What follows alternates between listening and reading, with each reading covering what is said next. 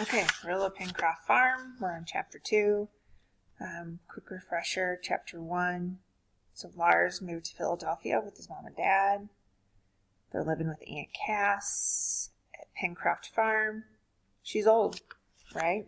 And they're wondering what's going to happen with their will. Okay, so Chapter 2, Downward Ho the Wagon. I woke up with jumbled covers and cold toes. For a minute, I couldn't remember where I was. Then it all came flooding back. Pennsylvania, Penncroft Farm, Aunt Cass, and the apple-pied bed. Pulling the blankets around me, I leaned out from under the canopy to look for the pictures Mom had mentioned, but found only one, a painting of a man about my dad's age. The picture was almost entirely black and white, from the guy's short, dark hair and black coat to the snowy ruffles of his shirt. The only color on the canvas was the bright blue of his eyes, which seemed to be gazing solemnly at me. Trailing covers, I crossed to read the metal plate on the painting, George Hargreaves, painted by Charles Willson Peale, Philadelphia, 1805. Suddenly, the unmistakable scent of frying bacon wafted up to my nose. Hurrying into my clothes, I went down the stairs 2 at a time, then stopped at the kitchen door to look around.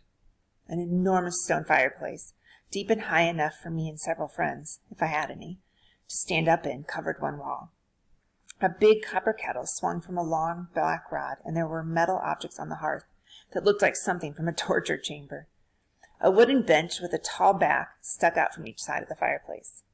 At the other end of the kitchen, Dad sat at the table reading the paper. Mom was manning the toaster, while Aunt Cass fried eggs and bacon at a modern stove. When I heard Mom ask who Aunt Cass was playing tricks on these days, it sounded like my cue.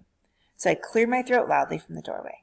Both women jumped, and Aunt Cass repeated that Pledge of Allegiance business with her hand to her heart. They both said good morning, then Mom turned back to her aunt. Speaking of tricks, Cass, I told Lars that instead of trick-or-treating, we'd have an old-fashioned Halloween party here. We cook in the old fireplace, maybe mull cider in the old copper kettle, and pop corn like we used to. Maybe invite some friends. Aunt Cass took a deep breath and straightened up. Of course, Sandra, she said briskly. I'll call Judge Bank. She slipped the eggs out of the frying pan onto the plates. Mom passed the toast and nudged Dad out of his newspaper, and we all began to eat. From across the table, my great-aunt gazed at me as soberly as the guy in the picture upstairs. But the way her lips twitched wasn't solemn at all. So, George, she said, how did you sleep? No problem, I replied, squelching a smile, once I got used to the short bed. Then it was easy as apple pie. Dad spoke up, something he seldom does before finishing his first cup of coffee. These antique beds are a little short for me, too, Cass. Guess I'll have to set up our king-size bed. If you think these beds are short, you should see the one George Washington slept in at Valley Forge, Mom put in. It's only about 5 feet long, and he was over 6 feet tall. I've never understood how he did it. The beds were shorter in those days because people slept propped up on pillows. They believed it prevented tuberculosis, Aunt Cass explained. The notion probably started because sitting up eased their breathing when they did get a lung disease. Even if Washington slept sleeping up, I bet he wasn't very comfy on that short bed at Valley Forge, Mom retorted. Gee, Lars, I can hardly wait to show you his headquarters up there. The main Valley Forge Museum is interesting, too, Aunt Cass said with a sniff, although I don't feel that it tells the whole story. Not everybody around here supported the revolution, you know. It was really a civil war, the first American Civil War. Mom glanced at Dad and nervously crumbled her toast into her saucer. Aunt Cass, I've been meaning to ask you about that museum idea of yours. You mean a kind of portrait gallery or something, with that pair of Peale paintings upstairs? Only half a pair, actually, I said, my mouth full of egg. Mom's eyes opened wider. Aunt Cass, you sputtered. You didn't sell one of the family portraits, did you?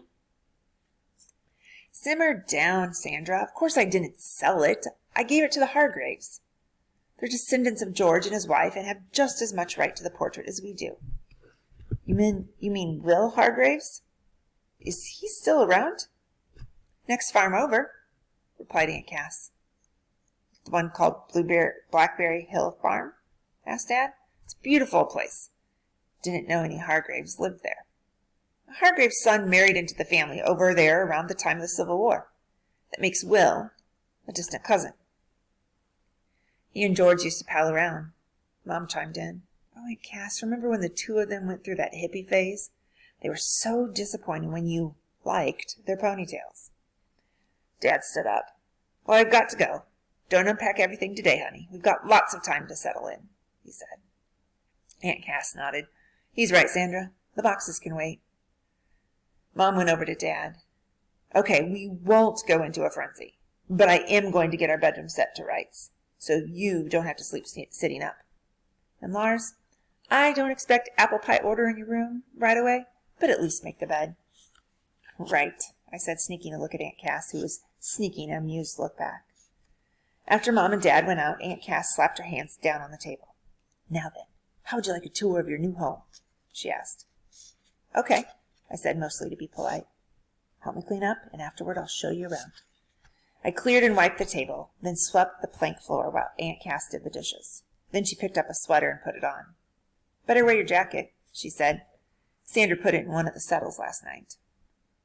Huh? The settles, those high-backed benches. The seats open up. That's where I keep hats and mittens and things. I flipped open one of the wooden benches. My jacket was inside. Looks like my coat is already settled in, I punned.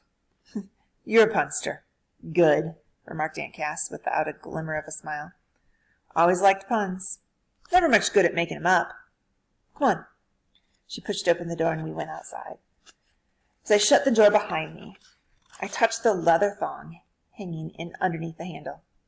So that's a latch string, I said innocently. Aunt Cass shook her finger at me, then said, Now then, George, we'll go to the orchard first. That used to be the heart of the farm. Of course, the fruit trees are dead now. More's the pity. We walked up past the barn and the pond that lay behind it. Aunt Cass pointed out 2 sycamore trees at the pond's edge that were planted to mark the location of drinkable water in colonial times. Ah, I said, pretending more interest than I felt. She glanced at me, then moved through a rickety gate and a zigzag rail fence. Don't try climbing this fence until your dad has a chance to see if it's safe. I'm afraid I've let it go since I have no more animals to keep in. No sheep in the meadow or cows in the corn, she said. Here's the orchard. It doesn't look like much now, but generations back it was a working orchard with more than 1,000 fruit trees, apples and pears and peaches. Are those seek no further apple trees? I asked. Aunt Cass sighed. No, those all died and were chopped up for firewood years ago. I climbed one of the sturdier-looking trees and looked around. Hey, somebody's riding a horse over there, I said. That's probably Pat Hargrave's. You mean there's a kid living so close? I exclaimed. Named Pat? My best friend in Minneapolis is named Patrick. Wouldn't it be nice to become best friends with a Pat here, then? Aunt Cass said, her face crinkling in an impish smile. Miss Pat's a particular favorite of mine. Goes to the same school you will. Probably in your class. I'm crazy about horses. Practically lives in the saddle. Do you ride? Only a couple of times at camp. I fell off once when the saddle slid under the horse's belly. Maybe you could get Pat to teach you how to ride. She peered up at me. Hope the two of you will get along. Pat's terrific. Helps me out around Penncroft Farm. I don't know what I would do without... George! What are you doing up there? Be careful. I jumped out of the tree before my great-aunt could finish her sentence. Her affection for Pat Hargraves made me a little jealous. I have to hope he wouldn't turn up in my class. I imagine you'll meet the Hargraves at meeting on Sunday, Aunt Cass said. They're friends, too. I thought they were relations, I said, brushing pieces of bark off my jeans. I mean, they belong to the Society of Friends. It's our religion, Lars. We're pacifists. We don't believe in war. Some people call us Quakers. I thought you meant the Hargraves were amigos. As a matter of fact, they're amigos, too, she said, smiling. She took my arm, and we started back toward the barn. I looked at the distant rider again. There's something else I don't get. If the Hargraves are descendants of our ancestors who owned Penncroft Farm, why didn't they end up with it? Aunt Cass gave me an approving look. I like honesty in a man, she said. And honesty in a woman, for that matter. So I'll tell you straight. It's always been a family tradition to leave Penncroft Farm to the member of the next generation who has a little something extra, a sort of feeling about the place. I guess you could call it being a kindred spirit. Your Uncle George was the one in your mother's generation, and you know what happened to him. Now, Pat is a kindred spirit, but also an only child who will inherit Blackberry Hill Farm. That's why, when your mother told me years ago that she wasn't interested in moving here, I thought to leave Penncroft Farm for a museum. And this is one of the things to be exhibited. She pointed to an old wagon parked under a kind of lean-to attached to the barn. The barn was built into the side of the hill, and a fairly stiff slope ran down to the driveway below. I wondered how they'd gotten the wagon up there. This wagon dates back to the American Revolution, Aunt Cass said, giving the wheel a little thump with her hand. She gave me another of those measuring looks. I didn't care how old the thing was, but it occurred to me that if I couldn't ride on top of a horse with style, maybe I could learn to drive one. "You got a horse to pull it, Aunt Cass?" I asked eagerly. "Afraid not, but we do have some harness, and Pat keeps the wagon in pretty good repair. Maybe now that you're living here, we can buy a horse to get the old rig moving around. That is, if you'll learn from Pat how to hitch up and drive it properly." Pat Hargraves seems to be an expert on everything, I said more or less to myself. My muttering didn't get it past Aunt Cass. "No, not quite everything," she said, patting my head. "But remember, Pat grew up in the country, and you're a city boy. Things are a bit different up here." "You can say that again." I climbed up on the wagon and sat down on the seat. Underneath was a lever. I grabbed it and pretended to shift gears. I guess I thought it was too rotten or rusty to do anything. I was wrong. The lever moved easily in my hand, and the wagon started to roll. "Look out!" I shouted at Aunt Cass, who stepped backward in the nick of time, only to lose her balance and fall to the ground. I looked back to where she lay, too worried about her to think about what was happening to me. Then, as the wagon rolled past the house, I caught a glimpse of Mom at the window. The look on her face scared me. As the wagon lurched down the steep, rutted driveway, picking up speed with every passing second, I tried to get up the nerve to jump off, but the sight of the ground rushing by kept my hands riveted to the wagon seat. With rising panic, I fixed my eyes on the pike below, and the bone-breaking drop-off I knew was beyond it. In my mind, I could see myself flying through the air and hear the splintering of wood. Then suddenly, just before the wagon hurtled across the road to plunge over the edge, somebody reached out and pulled hard on the lever. The wagon groaned to a stop. For a moment I sat there, hearing nothing but my own gasp and the faint creak of the Penncroft sign. Once I caught my breath, I started to think.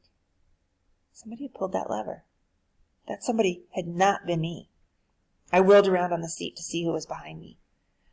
There were some iron tools, leather straps, and a rusty old pulley. No one was on the wagon but me. I stared down at my own hand. Except for the bitten-off fingernails, it didn't look like the one I'd seen grip the lever. Dazed, I peered around. Had I imagined the whole thing? My mother's voice broke into my confusion. "Lars, are you all right? Answer me, Lars!" She sounded pretty hysterical. "I'm fine, Mom," I shouted back, my voice a bit shaky. She came running down. "How did you stop that thing?" "I didn't. Didn't you see anybody in here with me?" I quavered. "Honestly, Lars, this is no time to be fooling around. Where's Aunt Cass?" I suddenly remember where I'd left Aunt Cass. "Oh, Mom, she fell, up there." I jumped down from the seat and sprinted up the hill. Aunt Cass was sitting helplessly in the middle of the gravel driveway, her hands over her face. When I squatted down next to her, I saw that she was shaking all over. Mom knelt down. "Are you all right?" she asked anxiously. My great aunt dropped her hands, and we could see how helpless she was, helpless with laughter. Seeing that she was all right, I blurted out, "Aunt Cass, did you see anybody on the wagon with me? I saw this hand pull the lever, and—" "Panic can do strange things to your perceptions, honey," Mom said soothingly as she helped Aunt Cass to her feet. "I saw you go by, Lars. You were the only one in that dreadful wagon." Aunt Cass stared at me, then nodded emphatically. "George, I think you've been properly introduced to Penncroft Farm now." Mom put an arm around each of us and said in an obvious attempt to change the subject, "Let's go eat some of Cass's pastries. Good old colonial meat pies. And we'll wash down the pasties with some ice-cold squash," Aunt Cass said, giving Mom a wink. "Wash it down with ice-cold squash?" I squeaked. "That sounds disgusting." I hated squash almost as much as I hated peas. "Okay, You finish the rest of this page.